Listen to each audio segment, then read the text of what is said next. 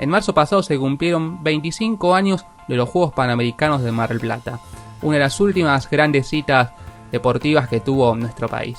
Para eso hablamos con un colega que vivió muy desde adentro aquella cita disputada en La Feliz, Gabriel Rosenbaum. Muy buenas a todos y bienvenidos a un nuevo episodio de Canapés Olímpicos.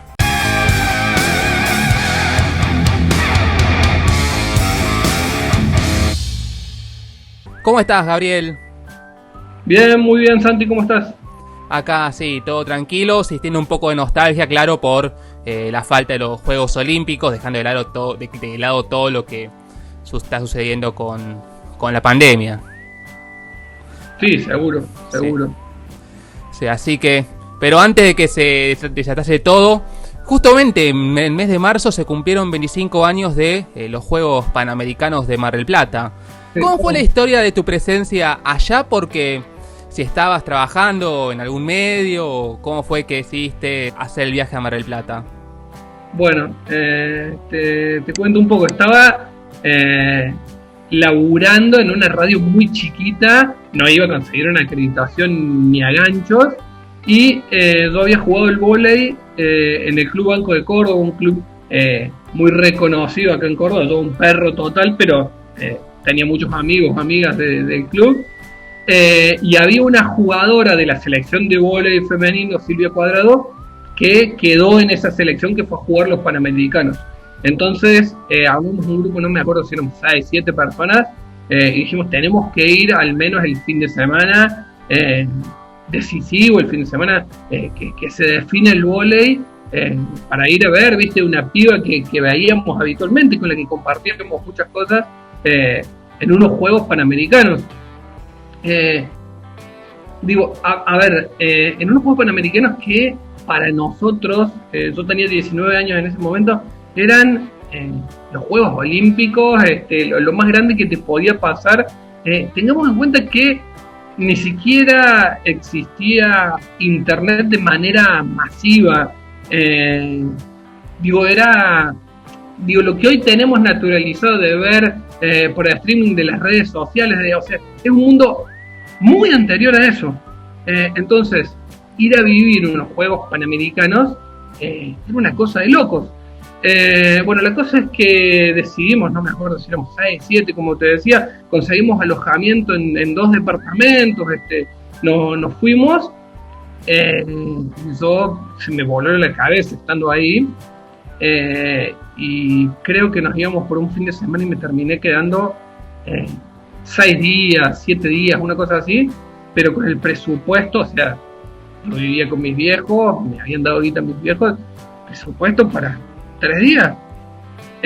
Así que fue, digamos, de ir prorrateando incluso el tema comida, de por ahí, viste, ir picoteando unas galletitas, unos alfajores durante el día y a entrarle a una buena comida a la noche, porque si no daba el presupuesto. Pero bueno, no solo me copé con el vóley, que ahora vamos a charlar, fue algo así también que me voló también bastante la cabeza lo que ocurre con la selección masculina, sino eso de tratar de aprovechar y ver todo lo que tenés a tu alcance. Me acuerdo que en un momento me llamó una gente hasta donde hacían gimnasia rítmica, que era bastante alejado del centro de Mar del Plata, era yendo para Chapalmalal. Me volví a dedo, ibas y veías un entrenamiento de hockey por un lado, de atletismo por el otro, de patín por el otro, y ver eso cuando yo tenía 19 años, y como te digo, en una época pre-internet, pre-redes sociales, pre-todo, era como vivir, en otro mundo. Entonces, hecha toda esta explicación, cuando podía y terminaban los partidos y demás, y veía que aflojaban la seguridad, que se podía llegar a entrar a la cancha o algo, me metía de puro cara dura y metía ahí un par de entrevistas y demás con los jugadores de la selección. Me acuerdo que al fin de semana siguiente pasamos, todas las entrevistas que me traje recuerdo con Pablo Pereira, el héroe de la noche, en la consagración de Argentina, con Fernando Borrero, creo que con Javier Weber también. Para un pibe de 19 años haber estado ahí totalmente descolado, era alucinante. También en esa época no había tanto filtro en lo que se refiere a lo que es prensa, que bueno, que también uno en estas épocas tiene más, digamos, barreras como para pasar a la hora de hacer alguna entrevista, o más en el caso de un periodista, en este caso, en el caso tuyo, que estaba recién haciendo sus primeras armas, más allá de que haya sido de cara dura. Pero de todos modos era muy grande el operativo de seguridad, Santi. Yo siempre cuento, tal vez lo hayas tuiteado en algún momento y lo hayas leído, yo te pasé unas imágenes de los festejos de Argentina y demás, y podrás ver que tengo como una ubicación privilegiada en una de las tribunas que están sobre el fondo de la cancha. Estábamos, no me acuerdo si en la primera o en la segunda fila de una de las tribunas que están sobre el fondo de la cancha. Entramos, creo que el partido se jugaba, ponerle a las 9 de la noche o a las 8 de la noche, la final masculina, y entramos con 8 horas de anticipación para poder tener un lugar privilegiado. Recuerdo que digamos, esa parte de las tribunas no tenía numeración, por ende el día anterior planificamos todo y dijimos, bueno, vamos 8 horas antes para poder ver bien el partido. Entonces digo, era un movimiento también en este sentido de vivir un estadio como el Islas Malvinas, el Poli de Mar del Plata, que en ese momento era la novedad. Ver la gente haciendo la ola o cantando. Yo te conté hace unos días cuando planificábamos esto, una camarita que era de mi abuelo, que hoy, porque digo, acá está la diferencia. Hoy cualquier pibito de 7 años filma con un celu en una cancha. En ese momento, yo me acuerdo que el grabador del periodista grababa la hinchada porque me parecía conmovedor, pero después tenías que ir dosificando, porque las camaritas personales tenían unas baterías, pero que tenían una cosa, a ver, tenía 8 centímetros de ancho por 5 de profundidad y 5 de ancho. Era una cosa, un masacote, y se te acababan las baterías o se te acababa el cassette. Y se te acababa, o sea, no tenías la chance de, como haces hoy, borro una foto, borro un videíto. Era otro mundo. Entonces, también eso de filmar lo que era el espectáculo, la gente, la ola, lo que fue la hinchada argentina en ese Poli que reventaba el día de la final con Estados Unidos, es absolutamente intransferible, inolvidable, gigantesco. Bueno, así que yendo a lo que fuiste a ver específicamente, fuiste a ver, aparte del partido de vóley que ya estuviste comentando, también fuiste a ver básquet, ¿no es así? Sí, también estuve en el comienzo del básquet, porque el vóley se jugaba en el mismo estadio, es decir que, digamos, terminó el vóley, creo que fue un sábado, un domingo, y al otro día empezaba el básquet. Y estuve en un partido Argentina-Uruguay, me acuerdo, en esa misma cancha, sin tanto público, sin tanto fervor. Terminó siendo también una locura la consagración de Argentina con Marcelo Milanesio, que acá en Córdoba era Dios, en ese momento, en ese 95. Bueno, Marcelo como líder de un equipo en el que empezaba a aparecer el Fabio Oberto, recuerdo una foto que hace poco andaba dando vueltas en Twitter, que salió en el gráfico del Mili Villar metiéndole, pero así, el pulgar entero adentro del ojo a un estadounidense en el partido decisivo, que es una locura. Bueno, también terminó siendo muy simbólica, muy icónica para la historia argentina. Te iba a decir reciente, pero digo, reciente me suena en la cabeza como que lo tengo tan presente, y no es reciente. Reciente decías, se cumplieron 25 años. Y yendo más que nada a lo que fuiste a ver, porque ambos equipos estaban en ciertas etapas, no sé si distintas, pero también similares, porque el vóley estaba atravesando un recambio después de la generación de los dos bronces, del Mundial 82 y el Seúl 88. El básquet, bueno, ya están empezando a entregarle el relevo a lo que sería después la generación dorada. ¿Qué recordás de estos dos seleccionados en particular, ambos que se terminaron alzando con el oro?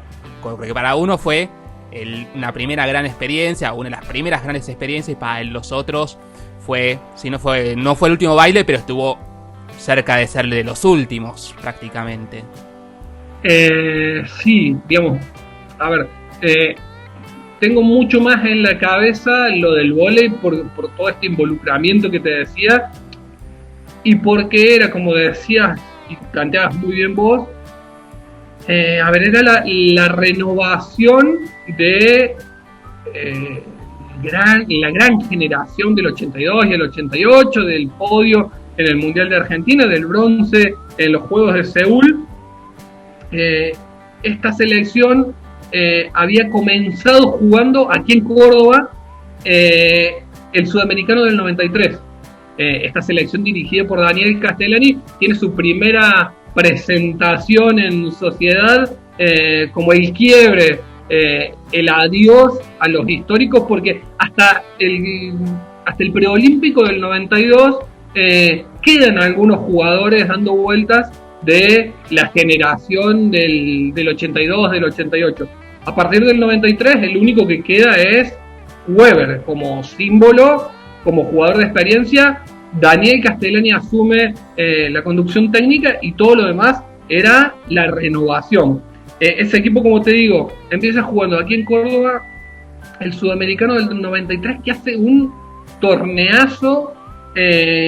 Recuerdo que en la final pierde 3-1 con Brasil, pero era el Brasil que venía de ser campeón olímpico en el 92, trae casi todo el equipo, esas bestias que nos deslumbraron en el 92, a los que pudimos ver a ese gran Brasil.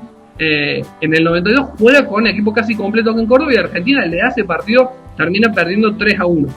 Después un horrible Mundial de Argentina en cuanto a resultados en el 94, que queda eliminada en primera fase, cuando casi le había ganado a Brasil en el debut, pero después termina eliminada en primera fase. Y esta era la primera ocasión de mostrarse o de pensar a dónde estaba parada la selección argentina, porque además recordemos que en el 90 se crea la Liga Mundial, pero Argentina hasta ese año 95 no había participado nunca de la Liga Mundial. Es decir que si no eran esos grandes torneos como el Mundial, los Juegos Olímpicos, no había clasificado en el 92, faltaba saber si clasificaría para el 96, o la Copa del Mundo, alguna cosa así, no tenía forma de medirte para saber a dónde estabas parado. Entonces estos Juegos Panamericanos eran una forma de saber dónde estaba esa selección de Castellani, que después en el 96 ya entraría a la Liga Mundial. Entonces recuerdo que había una gran expectativa, y también porque se estaba dando un quiebre, estaba terminando el ciclo de la Confederación Argentina, que después se armó el Comité de Urgencia del Vóley Argentino, creo que se llamaba el CUBA. Después de los Panamericanos, llegó con una conformación federativa argentina hasta el Sudamericano, y después de ahí explotó todo, hasta la creación de la FEBA, de la FAB. Se me vino a la cabeza porque te iba... sí, porque... el paso siguiente a lo que te quería decir, hasta la creación de la FAB. Y después pasó casi idénticamente con la explosión de la FAB post-mundial del 2002, hasta la creación de la FEBA a posteriori del 2003. Entonces, bueno, también era una cuestión institucional que estaba cambiando, y creo que fue como una bomba, un gran aliciente. Me parece que también esa selección enamoró en cuanto a entrega. Apareció Milinkovic ya como, más allá de que Weber era el tipo de experiencia, el cerebro del equipo, apareció Milinkovic como una gran figura, y una gran figura que trascendía estrictamente lo deportivo, y era la figura marketinera, el tipo que te hacía vender la transmisión de tele. Empezó a llegar a cadenas más masivas, el vóley. Me parece que fue un impulso grandísimo el de los Juegos Panamericanos. Y para el básquet me parece que no fue tan abrupto, que se venía dando después del preolímpico del 92, que la dirige Walter Garrón, el técnico de Atenas. Bueno, tiempo después asume Vecchio, y se venía gestando, hemos visto miles de documentales de cómo se va gestando la generación dorada, pero todavía tenía entremezclada la generación que había venido antes, que había jugado el Mundial del 94, que jugaría el preolímpico del 95, porque recordemos que también para el básquet ese 95 es muy importante, porque le da la clasificación a Atlanta 96, cuando Argentina no participaba, creo que hacía 44 años de los Juegos Olímpicos al básquet. Entonces, bueno, si sirve este paralelismo, creo que fue un momento, sobre todo para el vóley, de gran impulso, pero también para que el básquet tomara envión y llegara al año siguiente a los Juegos. ¿Cómo fue esa experiencia de estar en un evento de gimnasia rítmica que te vino casi de bonus en lo que se refiere a ese viaje panamericano? Bueno, fue alucinante, no sé, me acuerdo de estar con la camarita y decir, wow, no sé, habré tomado esto, y me acuerdo que estaba muy pendiente de la camarita, porque era ver cosas que no sé, que antes veías por la tele, pero una vez cada 200 años, cuando había un fragmentito de Juegos Olímpicos durante los Juegos, porque esto que digo, no era que vos hoy buscás en YouTube y encontrás lo que quieras, o sea, era ver algo que no veías habitualmente. Entonces, bueno, era como tratar de que quedara registro y de disfrutar al mismo tiempo, y decir, wow, no puedo creer que estoy viendo esto. Y también digo, me hiciste acordar, a ver, de toda esa experiencia, recuerdo que en ese sentido estaba muy bueno, que después vos lo trasladás a lo que podés vivir en cualquier juego panamericano, juego olímpico y demás, que todo tenía que ver con los juegos. Entonces, yo recuerdo de haber traído sobrecitos de azúcar de los Juegos Panamericanos. No sé, lo que te imagines. A ver, después estuve de casualidad también en los Juegos Olímpicos del 2016 durante unos días, y la tarjeta del subte o del tren con toda la parafernalia de los juegos y toda la gráfica de los juegos. Pero digo, en ese momento, en el 95, encontrar que cada cosita, por más minúscula que fuere, tenía que ver con los juegos, era muy grosso. Entonces, yo que soy coleccionista de giladas a montones, tengo desde entradas de los juegos hasta esto que te digo, o sea, sobrecitos de azúcar con el lobito marino de la mascotita de los juegos, o con algún simbolito, algún icono de algún deporte de los juegos. Me acuerdo que podías ir a un lugar donde retirabas, era un diario gratuito de los juegos, y yo pasaba siempre por ese stand a retirar y a coleccionar, y los tengo guardados todavía, esos diarios de los juegos a todo color y demás. Ten en cuenta también, Santi, que ni siquiera era muy habitual que un diario fuera a todo color. Yo un poquito después entré a laburar a La Voz del Interior, y por ahí de una sección de deportes de 12 páginas con L, había 4 en color y 8 en blanco y negro. Entonces pasar a buscar eso y guardarte era toda una experiencia, para aquellos que nos vuelve loco el deporte, era muy, muy, muy, muy inigualable. Si bien hasta acá llegamos, lo cierto es que tendremos la segunda parte de esta entrevista. Igualmente, como siempre, denle me gusta, comenten, compartan, suscríbanse al canal y síganme en las redes sociales. Muchas gracias y nos estamos viendo.